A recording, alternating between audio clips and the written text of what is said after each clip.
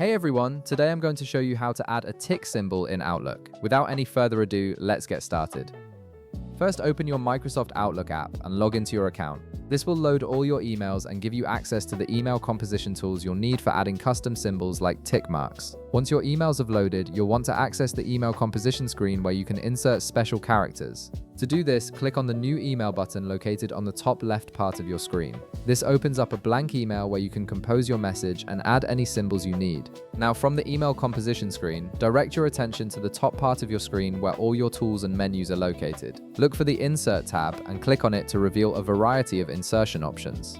This tab gives you access to tables, pictures, links, and importantly for this tutorial, special symbols that aren't available on your keyboard. Within the Insert menu, look for the Symbols drop-down and click on it. You'll see a few quick symbol options appear, but for a full selection of tick symbols, click on More Symbols. This action will open a comprehensive font selector window that gives you access to hundreds of special characters and symbols. In the font selector window that appears, click on the font drop-down menu. From the options that appear, scroll down and select Segoe UI Symbols. This particular font contains a wide variety of useful symbols, including different styles of tick marks. Next, look to the right side of the window where you'll see the subset drop-down. Click on it and choose Dingbats from the list. This filters the symbols to show you check marks, tick symbols, and other useful markers.